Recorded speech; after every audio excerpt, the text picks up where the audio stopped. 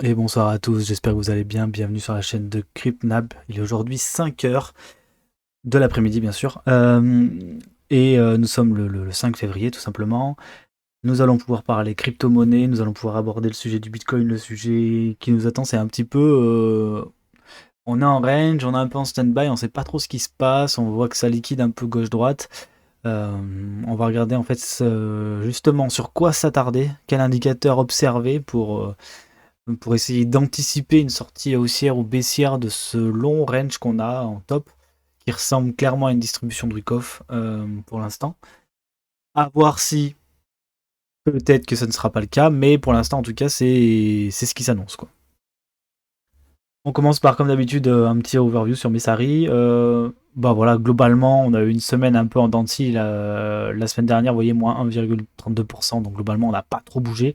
Donc il y a des altcoins du coup qui ont pu en profiter, comme Chainlink, on ira regarder un petit peu sa performance la semaine dernière, mais aussi comme le TAO de BitTensor, etc. Après bien sûr, bon, il y en a qui ont trinqué.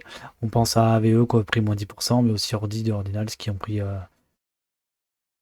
moins 12,95%, ou encore LDO, bref, voilà, il y a un peu de tout sur le marché, donc il y a de quoi faire des profits si jamais vous êtes en mode trading. Ceux qui sont sur le link ont pu un petit peu se régaler au niveau de... Voilà, depuis qu'ils ont fait l'investissement, on reviendra dessus.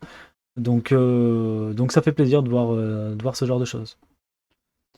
Bitcoin.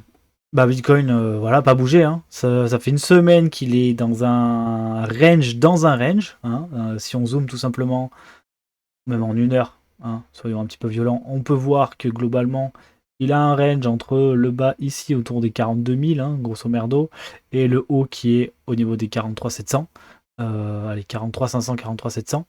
Et là, qu'est-ce qu'il vient de faire? Il vient de faire une petite bougie de liquidation dans la journée. Hop, il est reparti en bas. Donc on va sûrement aller chercher les bougies de liquidation longues, histoire d'équilibrer un peu la balance. Mais pour l'instant, pas de direction claire prise. On voit pas un gros mouvement, quoi. On aurait pu l'avoir ici parce qu'on était bien parti, mais tac, on a juste liquidé là et on a fait demi-tour. Au niveau des US, je pense, ouais, voilà, donc à l'ouverture US. Voilà, il n'y a pas grand chose à dire en vrai sur un mouvement de marché comme ça. C'est presque triste ce qui se passe. Franchement, faut mieux aller voir les altcoins et prendre un petit peu de recul sur la chose, quoi. Par contre, ce qui nous intéresse ici, c'est le RSI. Pourquoi le RSI? Ben, tout simplement, regardez, on a une vraie trendline qui s'est mise en place. Donc, divergence et ici, validation de la divergence. Hein. De toute façon, on a un M qui s'est formé dans cette zone ici. Vous voyez? Donc là, il y a un M. Hop, M. M au niveau de l'indicateur. Donc, tout simplement, ça nous dit que on a plutôt tendance à être baissier. Par contre, à contrario, voilà, le RSI au-dessus des 50 pour l'instant. Et il est en train de travailler cette droite qui nous sert de résistance sur le RSI. La question c'est, est-ce qu'on va avoir un énième rejet sur cette droite? D'accord? Donc un rejet par exemple comme celui-ci. On va retourner au 30 de RSI, ce qui impliquerait certainement un retour sur le support ici. Zone rouge sous les creux. D'accord? Soit on va faire un rebond, c'est-à-dire que on va casser cette zone et on va repartir à la hausse. Et si on repart, si on casse cette zone ici, hein, donc la zone du RSI, dans ce cas-là, on aura un retour aussi, on aura peut-être même un nouveau, on va dire, un TH annuel, enfin biannuel, allez, avec 2023, puisque là c'était en... Ouais, non, c'était en janvier. Donc annuel, avec un retour au niveau des 50 000, peut-être même un petit peu plus, si possible. Donc tout se joue un petit peu là hein, pour la cassure. Donc si on a une cassure baissière, bon voilà, tout simplement, il faudra attendre un peu plus longtemps pour voir un repris haussier. Après, on a le halving en avril à peu près, à l'heure actuelle. J'ai regardé tout à l'heure sur 17 avril, je crois que c'était tout à l'heure sur Bitcoin. Je me rappelle plus, Bitcoin quelque chose quoi. Donc le but c'était juste de checker où est-ce qu'on en était. Donc pour un scénario peut-être un retour haussier, ça serait peut-être pas mal que ça matche avec un sell the news du halving.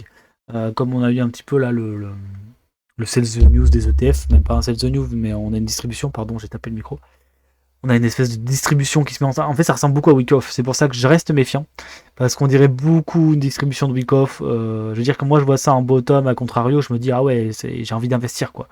Donc quand je vois quelque chose comme ça, je suis plutôt méfiant. Plutôt méfiant sur mes investissements court terme. Sur le long terme, bon bah voilà, il n'y a pas grand chose qui change. Hein. Bitcoin reste Bitcoin. Donc je garde ma confiance sur cet actif. Chacun fera ce qu'il veut. Mais en tout cas, moi je garde ma confiance sur cet actif. Donc voilà, court terme, ça m'inquiète. Court terme, la distribution m'inquiète. J'aimerais beaucoup voir ce cas sur RSI Daily confirmé, hein, bien sûr, donc clôture journalière franche. Et dans ce cas-là, on pourrait peut-être revoir, je repasserai un petit peu haussier et on irait peut-être plus haut que la résistance à ce niveau-là, quoi. Avant de parler de Link, on va regarder un petit peu l'order flow. Ce que j'aime beaucoup sur l'order flow, c'est ça. Ça, qu'est-ce que c'est? Bah, c'est les spreads en bas, hein. Clairement, on a des spreads qui sont repassés dans le négatif et qui s'y installent. La dernière fois que c'était comme ça, bah, c'était juste avant le pump, justement. Les doubles pumps, en fait, hein. Juste avant le pump qui nous amenait des 38 au 43. Et juste avant le pump aussi qui nous amenait des 43 au 48 quasi. Donc, j'aime voir un spread comme ça. Ça veut dire que le prix, pour rappel, ça veut dire que le prix du perpétuel est plus bas que le prix du spot. Donc, que les acteurs sont plutôt baissiers sur l'actif, et on le voit notamment avec un ratio long qui diminue sans cesse. Pas d'augmentation franche par contre des open interest, mais un ratio long qui diminue, donc ce qui signifie plutôt que on a un changement de consensus, on va dire, au niveau du Bitcoin, pour dire que on commence à shorter le Bitcoin au niveau des gros portefeuilles. Ce qui a plutôt été bullish, hein, sur la montée. Ça ne l'était pas du tout, hein. Pendant plusieurs semaines ça ne l'était pas. Sur la montée ça a été plutôt bullish, hein, si vous regardez tout simplement à chaque fois qu'on a frôlé le bas, bah, en fait on repartait à la hausse. Donc est-ce qu'on aura quelque chose de similaire encore une fois ici? C'est possible, ça voudrait dire qu'on ait un pump avec une augmentation encore une diminution pardon, du ratio long qui accompagnerait le pump en fait, tout simplement, puisqu'on continuerait de shorter au niveau des gros portefeuilles pour tout simplement pour équilibrer la balance sheet, hein, vu que les mecs sont certainement en long depuis le bottom. Donc à voir si ça continue ce qui se passe là. En tout cas, j'aime beaucoup voir les spreads négatifs. L'open interest des altcoins, lui, ça m'énerve. On est quand même vachement haut, toujours en open interest. Bon, c'est normal, on n'est plus en bottom, donc va falloir que je m'habitue. Hein, va falloir que je m'habitue. Par contre, voilà, rien à dire. Ça augmente pas drastiquement. Voilà, allez, on parle de... Ouais, mais non, c'est de moins en moins, puisqu'on parle quand même de 10% d'augmentation quasi. Ouais, c'est quand même pas mal. 10% d'augmentation des open interest, mais par contre, on a un funding qui est... En fait, quand c'est en dessous de 0,01, c'est ni positif ni négatif, quoi. Il est neutre. Ouais, globalement, il est neutre. Donc, c'est pas ça qui va faire la balance, c'est vraiment ce qui va se passer, je vous dis, sur le RSI et Bitcoin sur les prochaines semaines. Les prochains jours, pardon.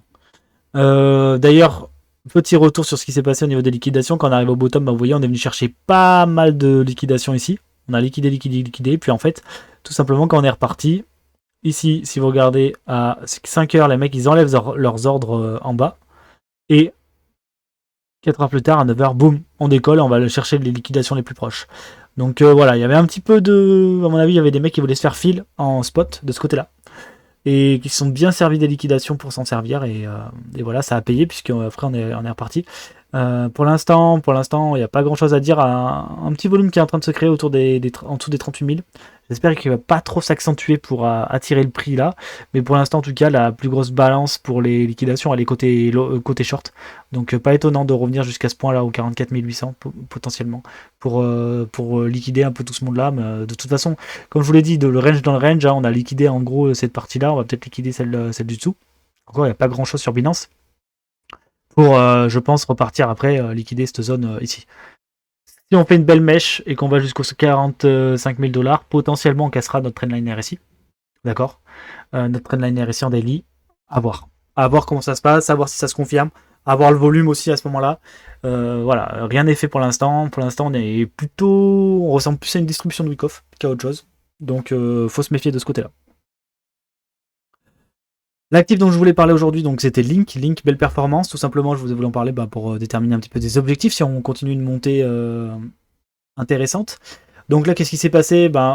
On a eu notre bottom, hein, qui s'est posé au niveau des 5 $. Même un peu plus... Allez, en dessous des 6 $, entre 4,80, c'est ça? 4,50, 4,80. Et allez, 6,2 quoi, grosso modo, dollars. Super bottom, donc là on a fait un énorme range qui a duré des plombes et boum boum boum, on est parti comme des brutes.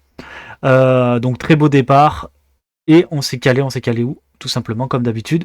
Si vous avez vu mes lives depuis un certain temps, on y revient souvent. Hop, sur les zones de bottom ici, c'est-à-dire cette zone autour des 15 $, cette zone autour des 15 $, cette zone autour des 15 $, celle-là pareil. Tout simplement la zone qui a fait qu'on avait des grandes mèches de rachat lorsqu'on arrivait, qui étaient bizarrement le W ici qui est weekly mais qui doit aussi être mensuel, qui était au niveau en fait de la ligne de coup de ce W là mensuel. Donc il avait servi de support, ici il a forcément servi de résistance, puisque toutes les personnes qui étaient coincées ici depuis des mois se sont servies pour vendre sur la hausse. Donc là c'est ce qui s'est passé, distribution, mais la distribution n'est pas suffisante par rapport à la force d'achat, donc reprise haussière. En plus, si on regarde, hop, notre Fibonacci, on est venu chercher le premier arrêt, les liquidations en même temps. Premier arrêt, on a posé derrière un superbe W là, tac tac tac, vous le voyez bien. Je vous le dessine au cas où vous ne le voyez pas. Tac, hop, je vous le mets en jaune. Comme ça, il est magnifique. Voilà. Ce W, il permet quoi? Bah, il permet d'avoir un nouveau décollage et maintenant une nouvelle target haussière. Donc là, il faut déterminer les targets haussières. Donc il y a plusieurs méthodes. Certains serviront des vagues d'Elliott, etc. Pour l'instant, j'en ai pas trop parlé ici. Donc je vais continuer sur mon move standard en disant bah, je vais faire une projection de Fibonacci, voilà, et après il y a les projections à déterminer, donc tu as les 20$. Forcément pour l'instant, elles font rejet. Pardonnez-moi, j'ai baillé. Elles font rejet. Au niveau des 20$, il y a une petite résistance psychologique, hein. On y va juste avant et hop, on vend. Donc clairement, voilà, c'était un endroit à aller chercher.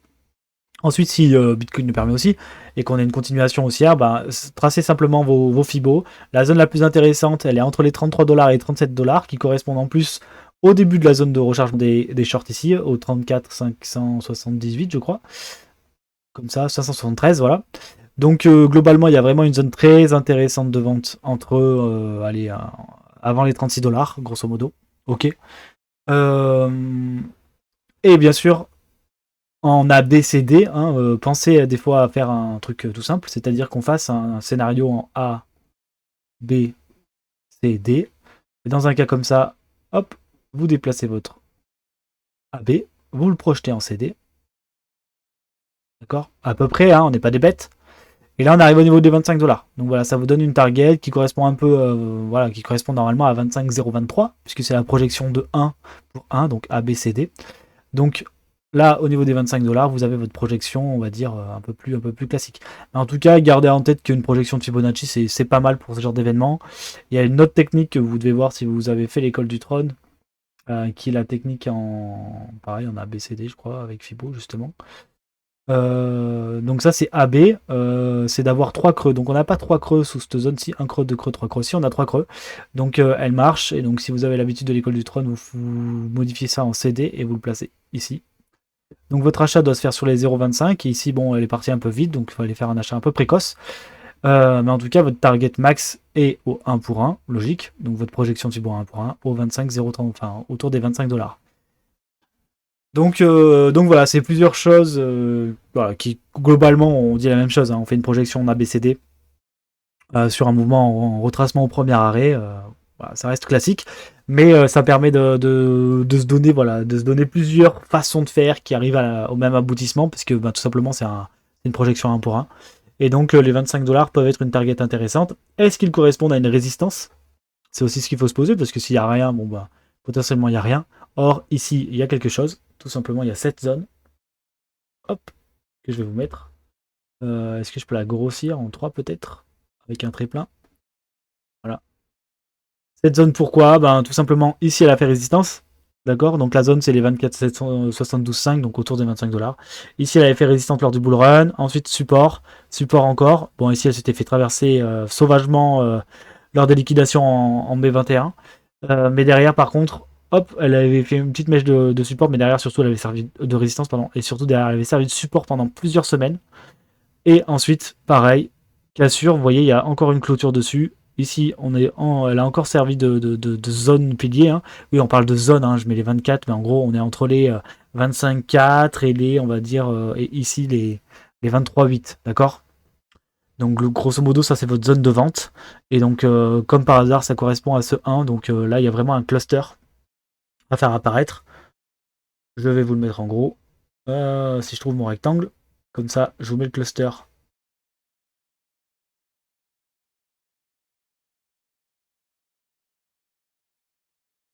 Voilà. Comme ça, vous avez votre gros cluster, je vous la mets en jaune. Tac. Et voilà, vous avez votre zone de vente potentielle pour le link, surtout si vous avez acheté dans cette zone.